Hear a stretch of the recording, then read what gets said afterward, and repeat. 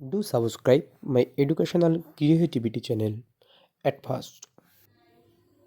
Educational creativity চ্যানেলে সকলকে স্বাগত।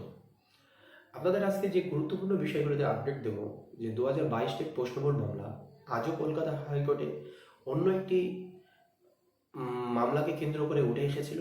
এটাও 2022 টেট বা 2017 টেট মামলা, যেটা গতকালও হিয়ারিং হয়েছিল, আজও আবার হিয়ারিং হয়েছে। সেটারই তথ্য আমি আপনাদের সামনেই দেব। আরও একটি তথ্য দেব যে সবাই কি নাম্বার পাবে, যারা মামলা করেননি বা পিটিশন আসাননি তারাও কি নাম্বার পাবে, এটাও কিন্তু আমি এই আপডেট দেবো। আর আজকে কিন্তু একটি নতুন ঘটনা উঠে এসেছে এই 22 টেট কমিটি গঠন বা প্রশ্নমূল মামলাকে কেন্দ্র করে, বা 2017 টেটও কেন্দ্র করে।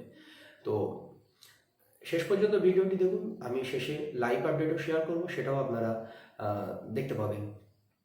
কোর্টের মধ্যে যে লাইভ আপডেট, যে এখানে যে বিষয়টি আজকে ঘটেছে, যে ইতিমধ্যে ক্যালকাটা ইউনিভার্সিটি তাদের সাবজেক্ট অনুযায়ী কমিটি ফরমেশন হবে, যে 6 জনের নাম ইতিমধ্যে জমা দিয়েছে। আজ কলকাতা হাইকোর্টে পর্ষদের অ্যাডভোকেট এটা বলেছেন। এছাড়াও বলেছেন যে বিশ্বভারতী ইউনিভার্সিটি যে 6 জনের এক্সপার্টের নাম জমা দেবেন, সেই 6 জন এক্সপার্টের নাম এখনো জমা দেননি। ওনারা পশ্চাৎ সভাপতির সঙ্গে কথা বলবেন। পশ্চাৎ সভাপতির সঙ্গে কথা বলার পরেই কিন্তু ওনারা একটা সিদ্ধান্ত নেবে। এটাও জানা যাচ্ছে যে এই শুক্রবার, আগামী শুক্রবারে একটি মুখবন্ধ খামের মাধ্যমে ওনারা কিন্তু এই জমা দেবেন 19 নম্বর এজলাসে বিচারপতির ওখানেই। এই নিয়ে উঠে এসেছে।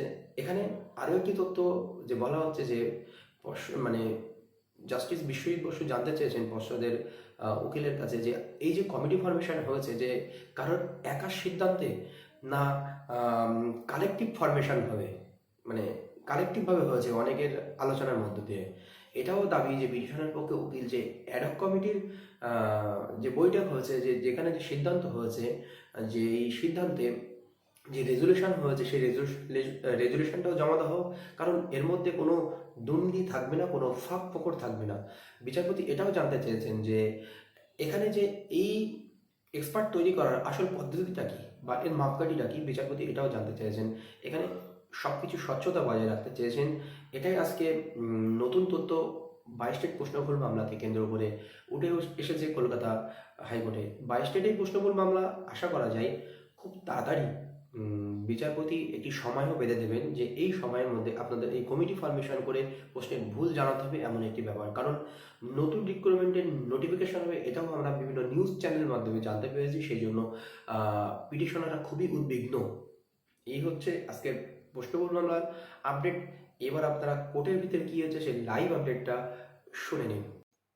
May we do this? Today is Tuesday. Within the next 2 days, Vishwabharati will give the names of experts. Instead of giving the names of our experts in Calcutta University piecemeal, we want to give all the names next Friday, Belud. This Friday. Want to give it on Friday instead of tomorrow, Friday. Yes. Those 2022 matters. না 17-22 17-22 দুটোর ক্ষেত্রে Visva Bharati expert. How you have identified the expert? Because university may have a mechanism to understand that who are the experts, but the board how can ascertain that these experts identifying experts? Our president happens to be the pro vice chancellor of Kollan University, and our experts are all From different universities. yes, professors and lecturers. Professors and lecturers.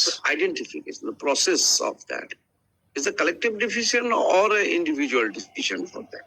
Well,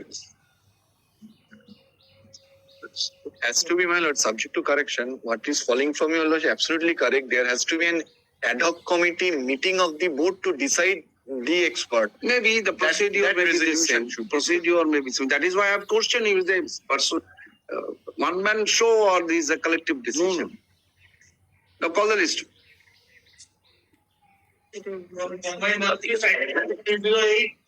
Time for the Layabodi state respondent. Time for the district primary school council.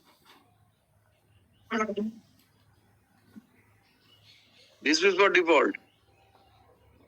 This is for petitioner. থাকলে যাও। Same.